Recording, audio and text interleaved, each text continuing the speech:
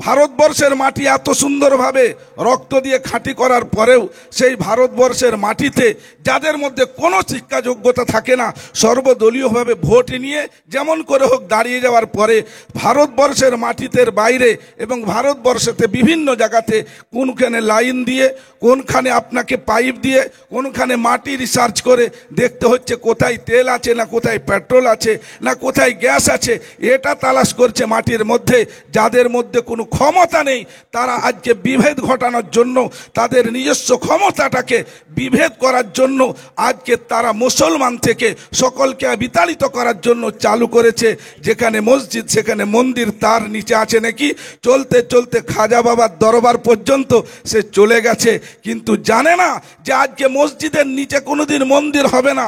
মসজিদ সেই জায়গাটাই মুসলমানরা করে যার ধর্ম নিয়ন্ত্রণ সম্পর্কে কোনো জ্ঞান নেই, যে ধর্ম কাকে বলে সে নিজের ধর্মটাও জানে না, পরের ধর্মের বাইলোটাও সে পড়ে না, তবেই সে ধর্মের উপরে আজকে মসজিদের নিচে মন্দিরের তালাশ করে কোথায় কি আছে খোঁজ করতে যাচ্ছে। আর সেই খোঁজ করতে যে বাবরি মসজিদের আজকে ভঙ্গিমা করে তাকে ভেঙেছে, যে প্রথম ভেঙেছিল আজকে তারই ভাই 100টা মসজিদ তৈরি করেছে, তার মধ্যে সে আলো জ্বলেছে। তো তাই জন্য আপনাদের বলতে চাই, সবাই খুঁজে কোথায় পেট্রোল আছে আর কোথায় তেল আছে কোথায় গ্যাস আছে, আর সে খুঁজছে কি মসজিদের নিচে কোথায় মন্দির আছে। এটা তার মূর্খামি ছাড়া, ডিভাইডেড ছাড়া এটা আর কিছু নাই। তে জানতে পেরেছে আজকে আমি যা রয়েছি পার্লামেন্টের জায়গায়, যখন তার মুখে এমন এমন কথাবার্তা বলা হয় যার পিছনে কোনো লোক নেই, সে জানে যে লড়াই করে আমাকে আমার ধর্মকে অর্জন করতে হবে।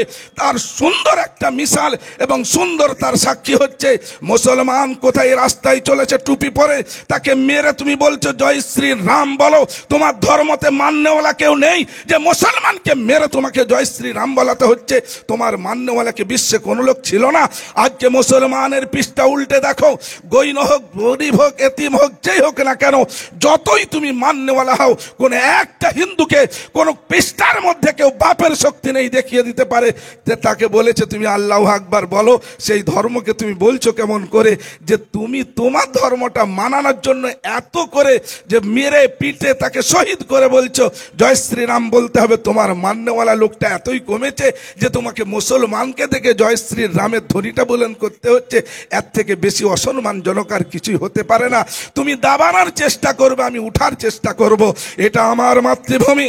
আল্লাহর নবী সাল্লাল্লাহু আলাইহি ওয়াসাল্লামের জামানায়, মনে রাখবেন, এই ভারতবর্ষ নয় দুনিয়ার মধ্যে মুসলমান কোনোদিন দুর্বল নয়, মুসলমান কোনোদিন কমজোর নয়। ওদের প্রান্তে 313 জন গেছে, হাজার হাজার লোকের মোকাবিলা করে জয় লাভ করেছে। সিফিনের যুদ্ধতে কমজোর মানুষ গেছে, মুসলমান জয় লাভ করেছে। বদরের যুদ্ধতে সাময়িকভাবে একটু নাকাম, কিন্তু তারপরে তারা জয় লাভ করেছে। খন্দকের যুদ্ধতে মুসলমান কম ছিল, কিন্তু তার কাছে ইমানি শক্তি ছিল, সত্যের একটা বিরাট বড় দৌলত ছিল, জনসমর্থন ছিল, উপরওয়ালার কাছে তার কাছে একটা মর্যাদা ছিল, সেখানেও সে জয় লাভ করেছে। আজকে ভারতবর্ষের মাটিতে তুমি মুসলমানকে যতই চাপ দেওয়ার চেষ্টা করো না কেন, সব দিন জয় লাভ করে এসেছে। আজকে ওয়াকফ স্টেটের জয় লাভ তারা করেই ছাড়বে। বলুন ইনশাআল্লাহ, জোরে বলুন ইনশাআল্লাহ। এই হুকুমকে আমরা কোনোদিন মানছি না, মানব না। আর মানানোর চেষ্টা করলে আমাদের এই প্রকাশ্য সমাবেশ হাজার হাজার গজে উঠবে। কোন জমিনের তুমি জায়গা পাবে, কোন স্থানে তুমি জায়গা পাবে। আজকে মুসলমানকে কেউ দাবাতে পারে না, তুমিও দাবাতে পারবে না। তোমরা আজকে মুসলমানকে মসজিদ ভেঙে 3 জনকে তোমরা শহীদ করেছো, মনে ছিল মুসলমান মারা যাবে, এক বাবরি মসজিদ ভেঙেছো। প্রত্যেক বছর হিসাব করে দেখে নেবেন 10,000 মসজিদ ভারতবর্ষতে গড়ে উঠে, পুরো পৃথিবীর মধ্যে 1,20,000 মসজিদ গড়ে উঠে, একটা শহীদ করেছো, এত লক্ষ মসজিদ গড়ে উঠবে। এক আশফাকুল্লাহকে মেরেছো, হাজার আশফাকুল্লাহ গড়ে উঠবে। এক তুমি মেরেছো সেই তাহেরকে, হাজারো তাহের গড়ে উঠবে। মুসলমানকে কেউ দাবাতে পারে না, মুসলমানকে দাবাতে পারবেও না। আর মুসলমান তার ইমানি শক্তি নিয়ে চলে, সকলকে মিলিতভাবে চলে। সেই জন্য জামিয়াতে উলামা হিন্দের বাইরে হলো অরাজনৈতিক অসাম্প্রদায়িক সেবামূলক সংগঠন। এটা হলো জামিয়াতের সংগঠন। সেই সংগঠন, ভারতবর্ষে তখন কোনো সংগঠন ছিল না, সেদিন এই সংগঠন কাজ করেছিল। সেই জন্য ভাইরা আমার, আপনাদের সকল কাছে প্রাণ খোলা আবেদন রইল যে আমরা কোনোদিন কারো মতভেদকে আনতে চাই না। এটা হচ্ছে অরাজনৈতিক অসাম্প্রদায়িক সেবামূলক সংগঠন। আমরা রাস্তায় দেখতে পাই একটা মানুষ কাঁদছে, আমরা জিজ্ঞাসা করি না তুমি খ্রিস্টান না বৈধ না, তুমি মুচি না বাগদি, তুমি এসটি না এসসি। আমরা জানতে চাই উপরওয়ালা তৈরি করেছে মানব করে, তার কদর করা হচ্ছে জামিয়াতের কর্তব্য। হাজারো ঘর দিয়েছে, আমরা সেইখানে 24 পরগনায় আমরা 35 লক্ষ টাকার সামান নিয়ে যে দিয়েছি নন্দীগ্রামের, কাউকে কোনোদিন জিজ্ঞাসাও করি না। আমাদের কাছে এসুক মুসলিম, আমরা তাকে কদর করেছি, আমরা আজও কদর করব। আমরা আমাদের পাওনা পায়ে নিতে এসেছি। 29 আর 30 নম্বর আর্টিকেলগুলো আপনি চান পার্লামেন্টে, ওই বইটাকে দেখে নেবেন, আর দেখে নেওয়ার পরে আপনি মনে করবেন গরু নিন্দা অধঃপাত। অতএব সেইটাকে দেখার পরে আপনি জানবেন যে যাচ্ছে তার ধর্ম নিয়ে ভারতবর্ষের মাটিতে বাস করবে, কেউ কারো ধর্মের হস্তক্ষেপ করবে না।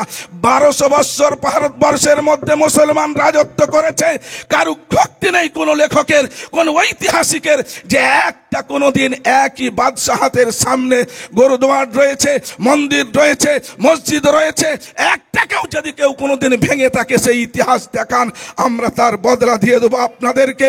তারপরেও তুমি আজকে এসেছো, আসার পরে তুমি মসজিদের নিচে মন্দিরের তালাশ করতে লেগেছো, তুমি ইতিহাস পড়ো না, জেনে নাও। না জানলে এ মুসলমান কোনোদিন দাবতে জানে না, আর দাবাতে এলে কোনোদিন চুপ থাকে না।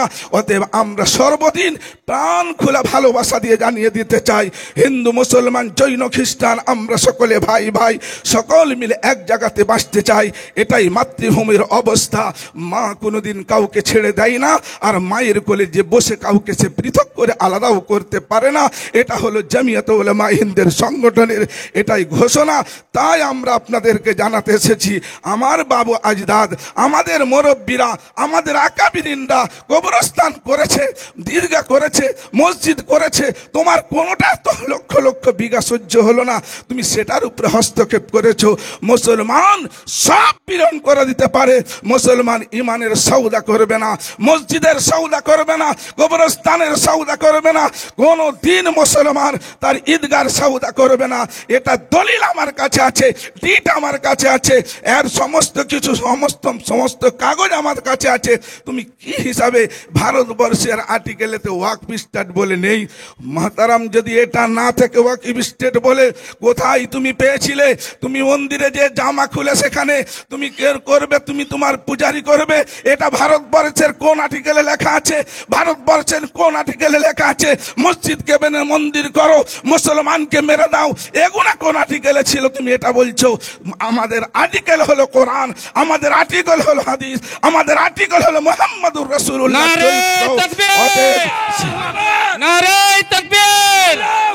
জামিয়াতে উলামা হিন্দ জিন্দাবাদ! জামিয়াতে উলামা হিন্দ জিন্দাবাদ! মাওলানা সিদ্দিকুল্লাহ চৌধুরী জিন্দাবাদ! নারে তাকবীর! আল্লাহু আকবার! অতএব সেই আর্টিকেলের উপরে আমরা চলতে চাই। আমরা ছাড়বো না কোরআন, আমরা ছাড়বো না হিন্দুস্তান। জন্মভূমির ভালোবাসা আমাদের ইমান। লড়তে এলে ছাড়বো না, ভালোবাসতে এলে রুকবো না। এসো তুমি আমার কাছে সাদরে গ্রহণ করে নিয়ে চলবো। এটাই হচ্ছে জামিয়াতের ঘোষণা। ওয়া আখিরু দাওয়ানা। ধন্যবাদ জানাই।